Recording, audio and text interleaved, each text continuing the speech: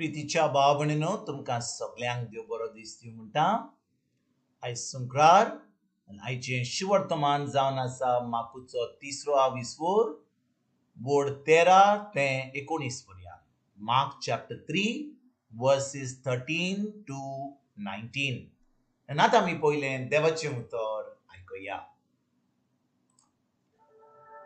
आणि दोंगरार चडून जेजून आपणाक जाय तांकांच आपणाशी आपयले आणि ते ताचेशी गेले आणि आपणा बरोबर आसचे पासत आणि प्रवचन करूंक तांकां धाडचे खातीर ताणें 12 जाणांक नेमले आणि ताणें तांकां अपोस्तल म्हणले आणि देंवचार काडूंकूय ताणें तांकां पदवी दिली. म्हणटच नेमलेले 12 जाण ते हे शिमांव हाका पेद्रू म्हूण जेजून नांव घालें, झेबेदावाच्या पुताक जाकोबाक आणि जाकोबाच्या भावाक जुआंक बोअनेग्रेस मुणगे कडकोड्याचे पूत म्हूण आड नांव दिलें, आंद्रे, फिलीप, बार्थोलोमेव, माथेव, थॉमास, आल्फेवाचो पूत जाकोब, तादेव, क्रांतिकार सिमांव आनी ताजो घात घेतलो तो जुदास इस्कारियोत. प्रितीच्या भाव भयणीनो आयच्या शिवर्तमानान आमी वाचता की जेजू आपल्या 12 आपोस्तलांक विचून काडटा. आनी भाव भयणीनो हें काम करचे पयलीं जेजू कितें करता?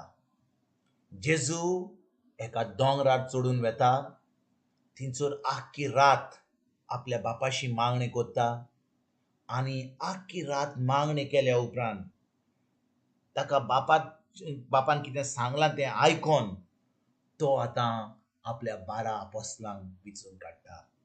भाव भयणीनो जेजू जावन आसलो देवाचो पूत. तो जेन्ना ह्या संवसारान आयिल्लो तो मनीस जावन आयिल्लो, तो देव आसलो पूण ताका गरज आसली आपल्या सुर्गीच्या बापाचो आवाज हो ताजें तो कितें म्हणून सोदतालो तो. आनी देखून भाव भयणीनो जेजू आपल्या बापाशी मागणें करतालो. भाव भयणीनो आयकात बरे भाशेन, जेजू जेन्ना ह्या संवसारान आसलो तो देवाचो पूत आसलो, तो एका मनीस जावन येयल्लो, पूण ताजो संबंद आपल्या बापाशी घट करपाक तो सद्दां रातीक आपल्या बापाशी मागणी करतालो, ताजो संबंद घट करतालो, जो ताजो बाप सांगतालो तेंच करतालो. आनी जेन्ना सकाळीचो वेळ येतालो तो आतां लोकांक देवाचें उतर शिकयतालो, प्रवचन करतालो आनी लोकांक पेखोणी दितालो, अजापां करतालो. आनी भाव भयणीनो जेजूक अजापां आनी मिलाग्री आनी पेखोणी करूंक जाय जाल्यार ताका जायल्ली गरज आपल्या बापाची, ताका जाल्ली गरज आपल्या सोर्गीच्या बापाचे उतरांची. कित्याक सोर्गीचो बाप ताका सगळें सांगतालो. आनी एके भाशेन आमी समजता की जेजू आतां मागणी करता, सोर्गीचो बाप येता थिंचर आनी ताचे कडेन हांव तुमचे भाशेन उलयतां तो भाशेन तो उलयता. ना भाव भयणीनो, ताच्या आत्म्यान सोर्गीचो बाप ताचे कडेन उलयतालो. कित्याक जेजू मनीस जावन येयल्लो आनी देखून देव जावन आसा एक आत्मो, जेजू जावन आसा एक आत्मो आनी आत्म्यान आमच्यान आमच्या देवाशी आमच्यान उलोवंक जाता, आत्म्यान आमच्यान देवाचो आवाज आयकूंक जाता. कितले फावटी आमी समजता की देव आमचे कडेन येतलो आनी व्हडल्या ताळ्यान आवाज करतलो. भाव भयणीनो देवाक आमचे बरोबर संबंद धरूंक जाय जाल्यार आमचो आत्मो जेजू सारको जावंक जाय. ज्या दिसा आमी जेजूक आमचो स्वामी दोनी आनी देव मानला त्या दिसा आमचो आत्मो जेजू सारको जाला. आनी आतां जेजू सारको जाला म्हणून आमचो आत्मो आतां आमच्यान मागणे करूंक जाता, आमच्या आत्म्यान, आमच्या मनान न्हय, आमच्या कुडीन न्हय, पूण आमच्या आत्म्यान. आनी इंग्लिशीन म्हणटा true worshippers shall worship God in spirit and in truth. Spirit म्हणजे कितें? आत्म्यान. आनी ट्रूथ म्हणजे कितें? देवाचें उतर जावन आसा सत. म्हणून जेन्ना आमी देवाचें उतर ताचे कडेन उलयता, आमी आमच्या त्या उतरा प्रमाणे, देवाच्या उतरा प्रमाणे आमी आमचे मागणे करता, देव आमचे मागणे आयकता. कित्याक आमचो आत्मो जेन्ना आमी जेजूक सोमी आनी दोनी मानला, आमचो आत्मो जेजू सारको जाला. आतां आमी मागणे करता आत्म्यान आनी स्वतान आनी त्या उतरा प्रमाणे. देव आमचे मागणे आयकता, देव आमचे कडेन उलयता आनी आमच्यान आतां ज्या कारणा लागून आमी ह्या संवसारान आसा तें कारण आमच्यान सोंपूंक जाता, तें काम करूंक जाता, देवाचें काम करूंक जाता. आनी भाव भयणीनो जेजूक ह्या 12 आपोस्तलांक विचून काडचे पयलीं ताणें आख्खी रात आपल्या बापाशी सारली. ताणें आख्खी रात मागणें केलें. ताच्या बापान ताका सांगलें, बाबा इतले आतां शीस तुज्या फाटल्यान आसात. 100, 200, 500 कितलो लोक ताच्या फाटल्यान येतालो आनी खूब लोक ताचे शीस जावंक सोदतालो. पूण सुरयेच्या बापान ताका सांगलें, बाबा 12 आपोस्तलांक वेंचून काड. हांव तुका तांची नांवां सांगता.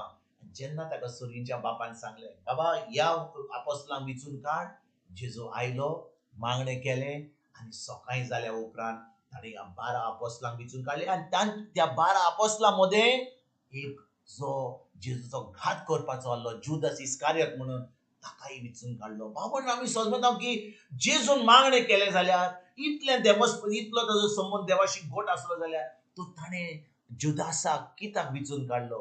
जुदास ताजो घात करपाचो आसलो. देव जाणो आसलो. भाव भयणीनो, आमी जाणो की देव सगळें जाणो. पूण ताणें जुदासाक आपलो घात करपाक ताणें वेंचून काडूंक ना. देवान जुदासाक ताका आपलो मोग दाखोवपाक, आनी तेच केलें जेजून. जेन्ना तो निमाणो ब्रेस्तार आमी मानता, जेन्ना जेजू आपलें निमाणें जेवण करतालो आपल्या शिसां बरोबर, तेन्ना तो जाणो आसलो की जुदास आपलो घात करतलो म्हणून. तो जाणो आसलो की जुदासान फारिजिवांक आनी धर्मशास्त्रा कडेन उलोवन थंयसर ताका पयशे दिल्ले जुदासाक जेजूचो घात करपाक. आनी जेजू जाणो आसलो, ताका सांगलेलें की तूं म्हजो घात करतलो म्हणून. पूण जेजून ताका आपलो मोग दाखयलो, ताचे पांय धुले आनी ताका जेवण पाण दिलें, ताच्या हातान आपलें जेवण दिलें. पूण तरी आसतना जुदासान जेजूक नाकारलो. जो मोग जेजून ताका दाखयलो तो नाकारलो आनी ताणें जेजूचो घात केलो आनी शेगीन जुदास ताणें आपलो जीव दिलो.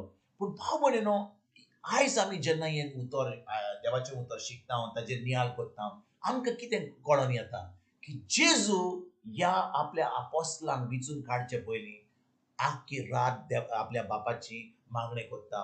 सद्दां जेन्ना तो आपलो काम करतालो सकाळींचें, त्या आख्खी रातभर तो आपल्या बापाशी मागणें करतालो. आयज भाव भयणीनो, जेन्ना आमी जेजूचे फाटलाग म्हणटा, आमी जेजूचे शीस म्हणटा, आमकांय गरज आमचो संबंद आमच्या सुरगीच्या बापाशी पवित्र आत्म्या उदेशी घट करपाक. देखून आमकां जाय गरज ह्या उतराची, देवाच्या उतराची शिकवण, देवाच्या उतराची सजमणी. जेन्ना आमी देवाचें उतर आयकता, ते सजमणी घेता, तें उतर पाळटा, तेन्नाच की आमच्यान जें कारण आमकां ह्या संवसारांत धाडलां देवान, तें कारण आमी करपाक आमी फुडें सरता आनी तें आमी करूंक पावतले.